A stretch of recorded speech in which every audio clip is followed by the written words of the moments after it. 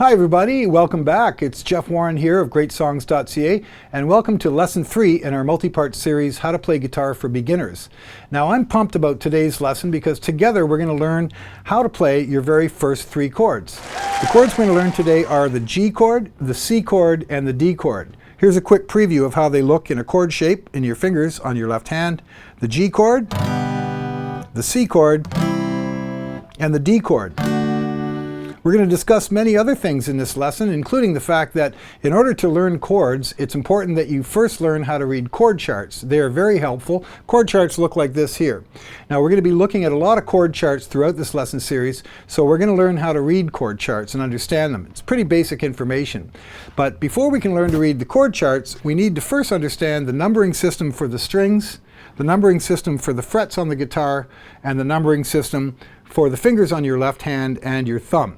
Now just before we get to the numbering system for the strings, I want to point out that there's a note assigned to each of the open strings on the acoustic guitar that remains the same. It's a constant. There are a variety of other tunings, open tunings and drop D tunings, but we're going to be dealing with the standard tuning of an acoustic guitar. Now if your guitar is not tuned right now as it is, either get someone that knows how to play guitar to tune your guitar for you to follow through with the next 3 lessons, or I encourage you to click here to go to lesson 6, which is my tutorial on how to tune a guitar. It is important that your guitar is in proper tune to follow through with these lessons. So I'm going to just talk quickly about the string assignments by the note names that go with the 6 strings.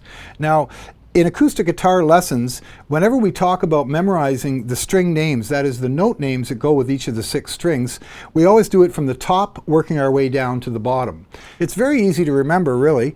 The top string here and the bottom string are both E. They're both set to the note E. Now the next string over, working down, is the A string. The next one over from that is the D, and then we have the G, and then the B, and then the E. So the note names of the open strings on the guitar are E, A, D, G, B, and E. So remember, there's an E at the top and an E at the bottom. It's the same note, but 2 octaves higher. Now, a lot of guitarists come up with an easy way to remember these note values by making a sentence out of the first letter of each of the open strings names. So we said that it's an E, A, D, G, B, E. Well, a nice little acronym, or whatever you call it, is Eddie ate dynamite, good by Eddie. So E, A, D, G, B, E.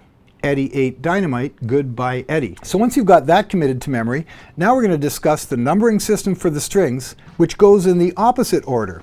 When we number the strings, we start from the bottom string, that is the E string, it's the thinnest string, and that is string number 1. So we count up the strings 1, 2, 3, 4, 5, and 6. Now a kind of easy way to remember that numbering system is that the thickest string is on top, and the thickest string gets the biggest number. It's pretty straightforward, 1, 2, 3, 4, 5, 6. Equally easy is the numbering system for the frets. Now the frets on the acoustic guitar, you remember from lesson 1 when we discussed what the frets are, it's actually the space between the metal fret wires on the neck, on the fretboard. Now the frets are numbered simply 1, 2, 3, 4, and 5, 6, 7, 8, remembering that we're using the middle of the fret as the place, the location to form our chords with our fingertips. Another important thing to remember when we learn to play chords is to make sure you place the fingertips that are forming the chord in between those metal wires. The reason for that is if you're touching the metal wire, you get this sound. You get a missed note or a muted note, and so it's very important that you concentrate on your left hand when you're learning chords, especially when you're just beginning, to make a point of looking where your finger is on the fretboard and making sure that it's between those metal fret wires. If I place my finger down on a string between those fret wires, I'm going to get a full sound. And remember throughout this lesson series that it takes a very gentle pressure to actually make a chord sound. And I use this example where I just use one finger and apply a little pressure between the fret, and you can hear that I can form notes on any of the strings with very little pressure. So you've got to make sure, new guitarists tend to grab the chords as hard as they can. You don't need to do that. It only requires a fairly gentle pressure to get a full chord. And that'll save you a lot of discomfort in your left hand if you know that right up front. Now let's learn the numbering system for the fingers and thumb on your left hand, your fretting hand. The index finger gets number 1, next one is 2, 3, and 4.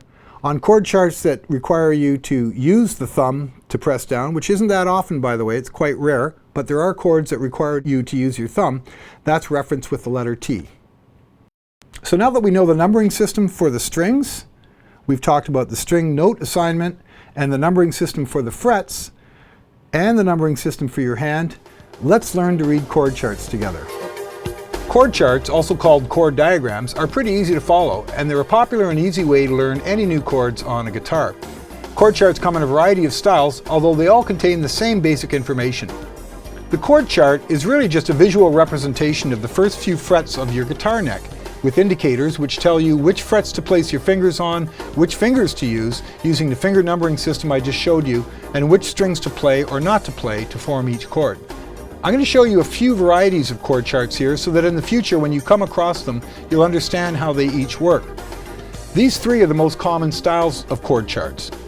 On a chord chart, you'll see these 6 vertical lines which represent your 6 guitar strings. Here I've placed the string numbers just to make sure you understand the string numbering system we just discussed. Chord charts will almost never show these string numbers, but if you just remember that the chord chart is really just a graphic representation of the first 4 frets of your guitar neck, then you'll easily see which strings to use for each chord, and you won't need any string numbers to help you.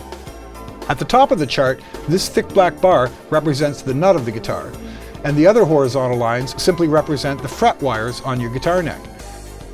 Chord charts usually only show the first 4 frets. These dots tell you which finger number to place on which fret to make each chord. So here with the G chord, we can see that you place finger number 3 on fret number 3 of the number 6 string, and finger number 2 on the 2nd fret of the 5th string, and so on. And notice that your fingertips are to be placed in between the fret wires and not on the fret wires. That's very important, and this is true with every chord you'll ever play. Some chord charts, like this one, are very simplified and only show black dots, leaving it up to you to figure out which fingers to use to make the chord. This type of chord chart is not very helpful to a beginner guitarist because you really need to learn which fingers to use to form the chords you're about to learn to play. As you're about to find out in this lesson, when we learn to play the G, C, and D chords, there are many chords that require you to not play certain strings. On this chord chart for the G, you can see the letter O over these 3 strings. The O means open, which means we play these strings as open strings, even though we aren't placing any fingers on the frets on those strings. So in this chord chart, we can see that all 6 strings are to be strummed to form the G major chord, which is the first chord I'm about to teach you. The second chord here is the C major chord, and this chart also shows on which frets to place which finger numbers, but you'll notice an X symbol over string number 6. This X means you do not play this string when forming that chord. So you'll either have to avoid picking that string, or you'll use your thumb to mute that string, as I'll be discussing further on in this lesson. And as we saw on the G chord, the C chord also has the O symbol, in this case over strings 1 and 3, which means that we do strum those strings even though we aren't placing our fingertips down on any of the frets on that string.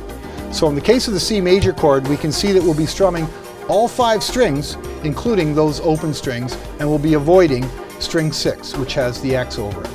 Now in the case of the D major chord, which we're also going to be learning in this lesson, we can see that strings 5 and 6 have X's over them, so we know not to play those strings. We can see that string number 4 has an O over it, so we know that is part of the chord. Even though there's no fingers pressed down on the frets, we're going to play that as an open string, along with the other 3 strings, strings 1, 2, and 3, which have these fingers used to form the D chord. Most chord charts will only show you the first 4 frets of the guitar, since that's where the majority of the chords will be played. However, if a chord is to be played further up on the neck, then you'll see a notation which tells you on which fret number the chord starts from, for reference.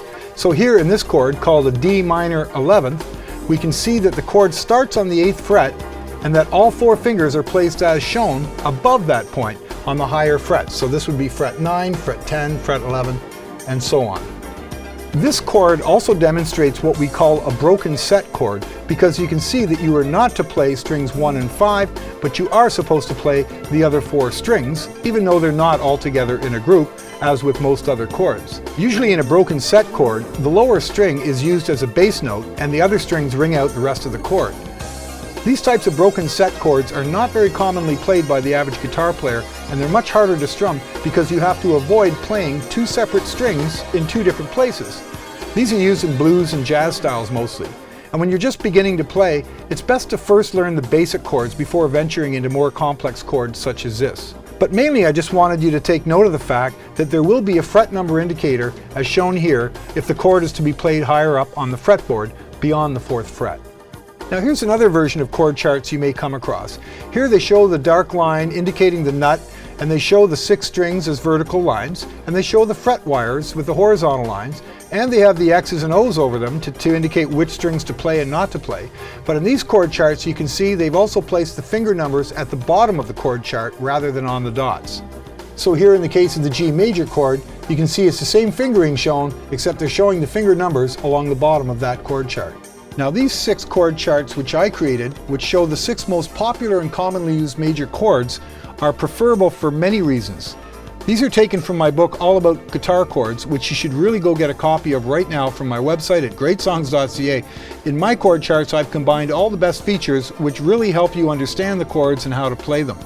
You can see the string thicknesses, so there's no mistaking which string to use. I've also included the note names for every string in the chord to help you learn the chord theory behind different chords. I've also included optional fingerings as shown here, so you can learn slight chord variations that might be easier for you to play and offer a different flavor to some of the common chords.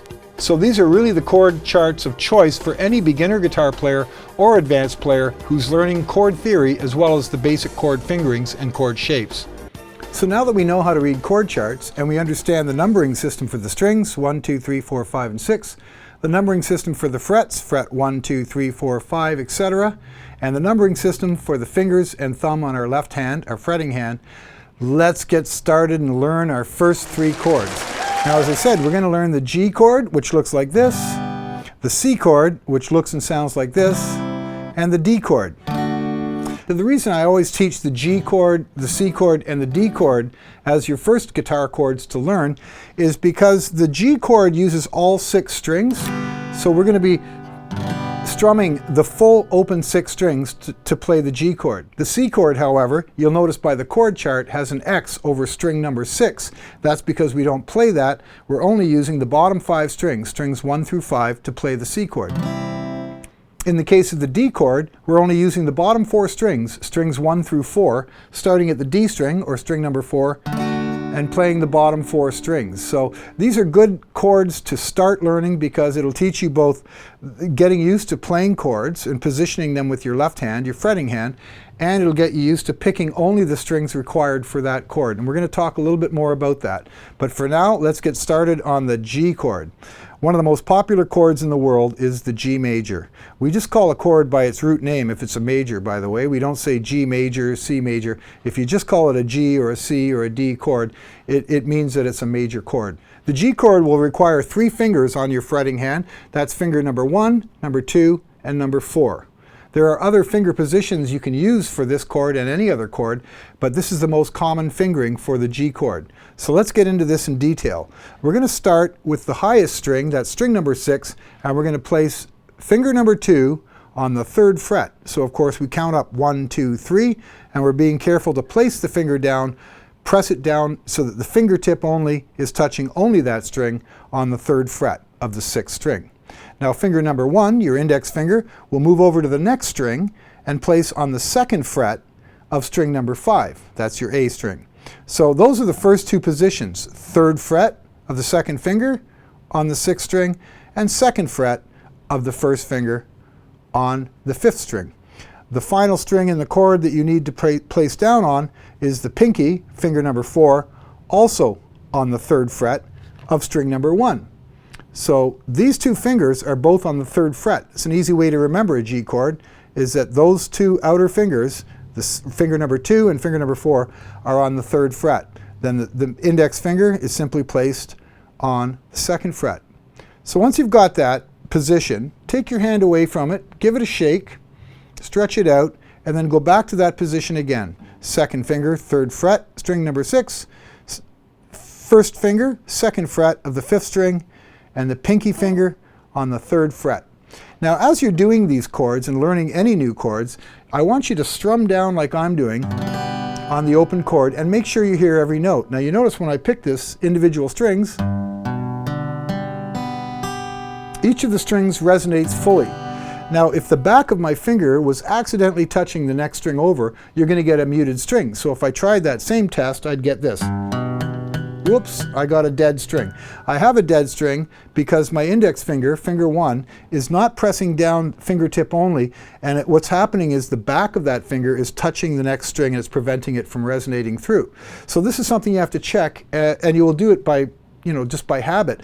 After you've learned and practiced chords many times, you'll make sure you're able to test each chord and make sure you're getting all 6 strings or 5 strings, whatever the chord requires. So that's very important. I'm going to remind you again that your fingertips are to press down on the neck. So when your hand's around like this, you're actually pressing down as opposed to pressing the flat parts of your finger against the guitar neck. You can't have your fingers all stretched out like this. They have to be coming down straight. If you have a muted note, give your hand a shake, give it a stretch, and place it back on the neck, and keep practicing that position until you're able to hear all of the strings without any interference of the back of your finger touching the next string over. So that's the basic fingering for the G major chord. Now, while we're on the topic of the G chord, I'm going to bring up the topic of alternate fingerings for chords. Other instructors will teach you that in the G chord, rather than using these 2 fingers to form the first part of the G chord, another way to do it is to use finger 3, that's your ring finger, on the 3rd fret of the 6th string, and use the next finger over, which now becomes finger 2, on the 2nd fret of the 5th string, and use your pinky on the 3rd fret of the 1st string. So we're applying pressure to the exact same notes and strings and frets. We're just using a different set of fingers to do it. Now you may ask yourself, why are we using different or alternate fingerings? Well, in some cases, I want to have this index finger free. In this case, I want to apply it to the 1st fret of the 2nd string, and I can get a suspended 4th. So you get this sound.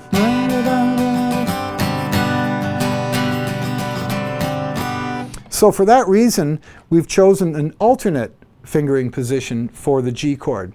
Now, you don't need to get too caught up in alternate fingerings. You're going to just need to be aware that there's not always just one way to play any one chord.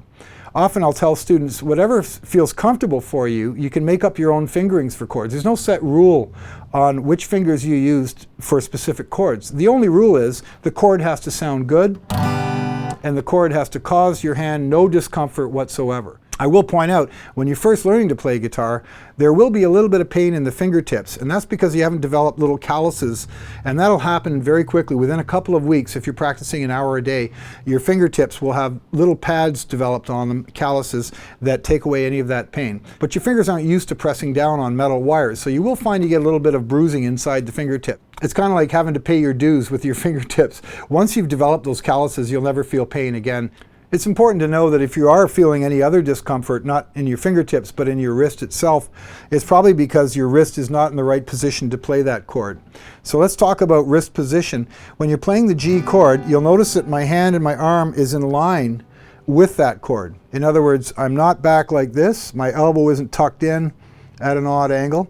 You need to remember to keep your elbow loose when you're doing chords. You need to remember to look at your left hand and ask yourself, is this a comfortable position for playing that chord? For the most part, any chords up the neck, you're simply moving your arm in relation to where that chord is. So you're never at a crazy angle. There are some chords, like stretch chords like this, that will require you to move your elbow over a little bit. But if you need to, move your shoulder over.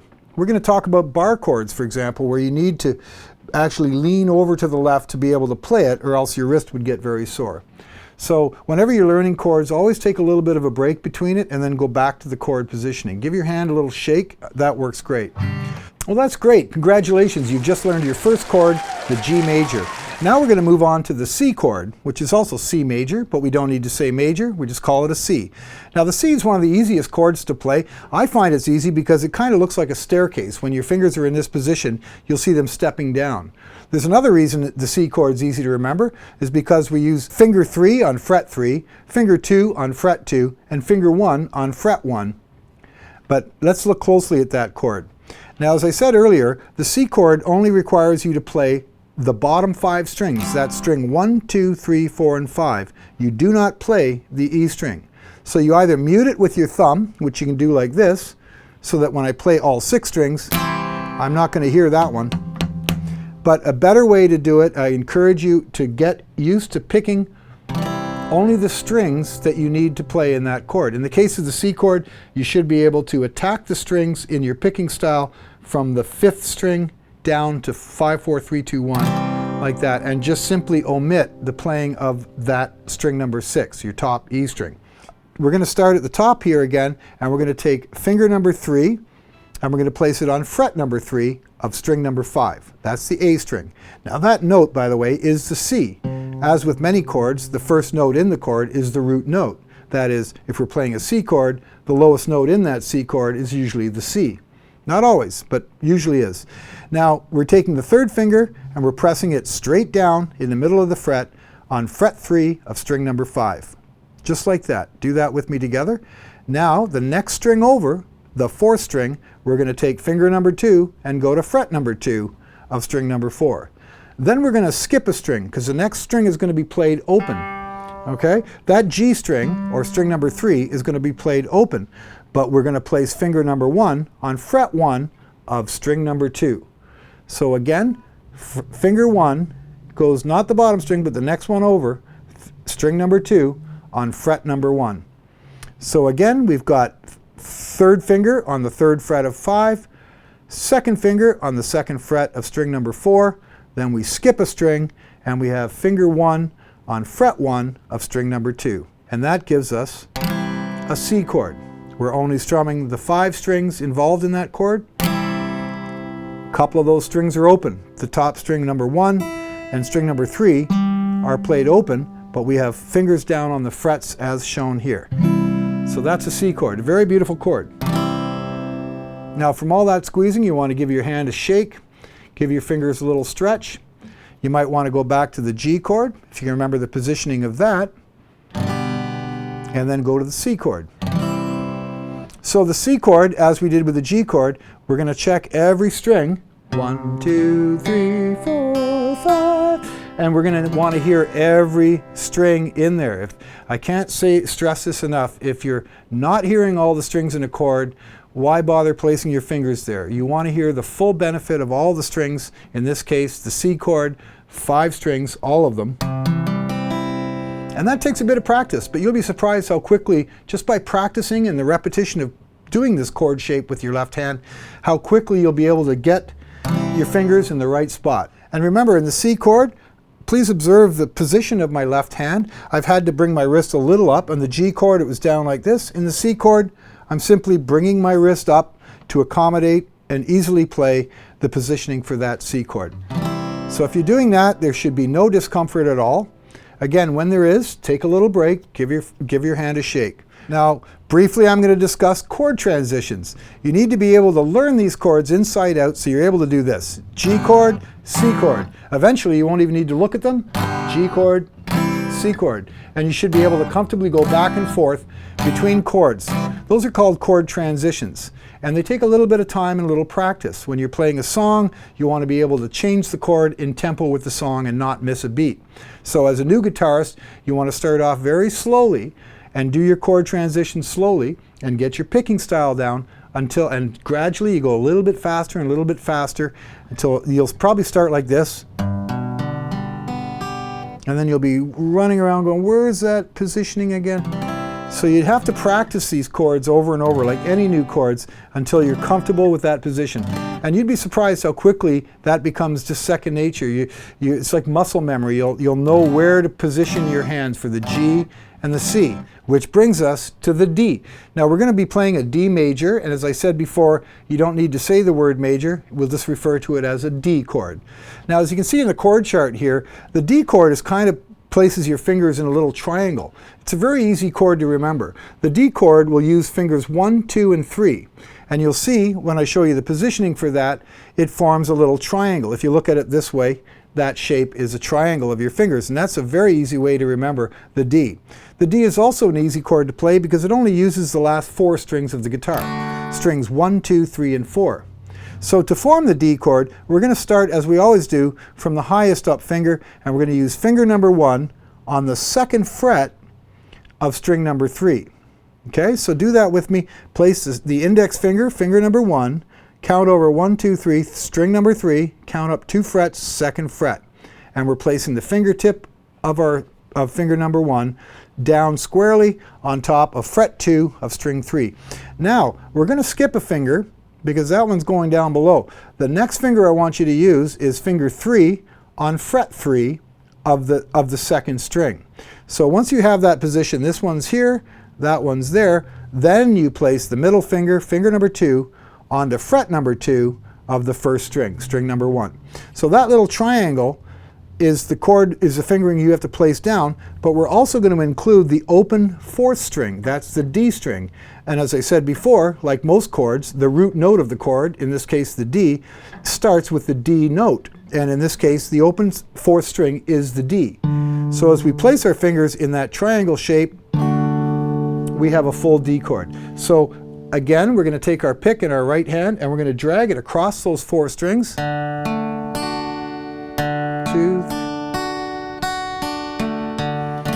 and you're doing well if you can hear all 4 strings.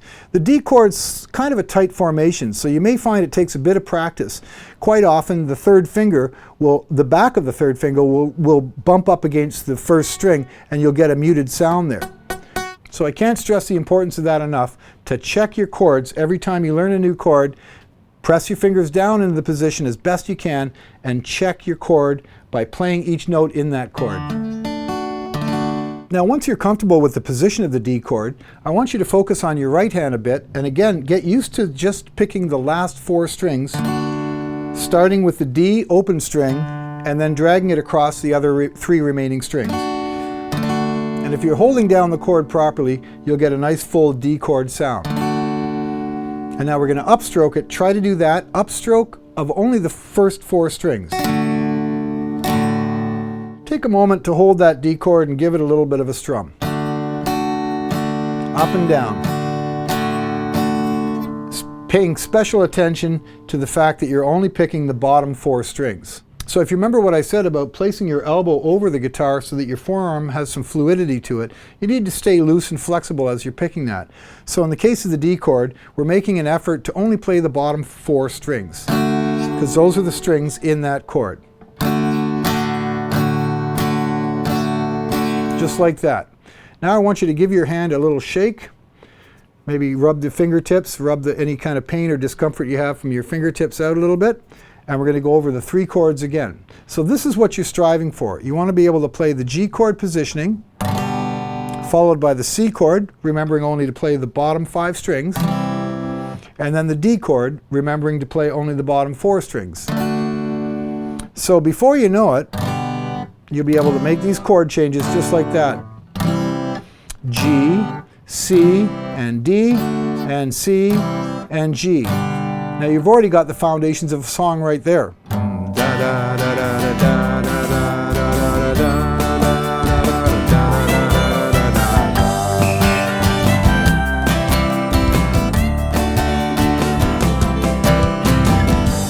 Well, I hope you all found that my instructions on the G, C, and D chords was fairly easy to follow.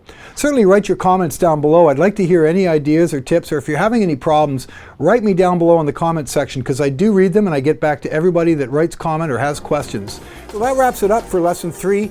Click here if you'd like to move on to lesson 4 to learn some more chords. And remember to click on my name, Jeff Warren, beside my picture down there if you want to go directly to my YouTube channel where you can access all the lessons in this series. And also take a second, if you would please, to click on the like and subscribe button. That really helps me out.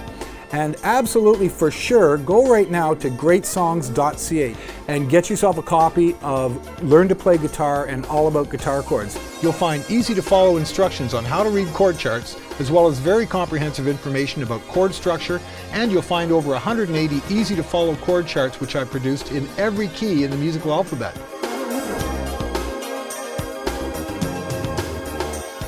You folks take care, and I'm going to get back with the band here and play this one out. So we'll see you in lesson 4, folks. Thanks for joining me.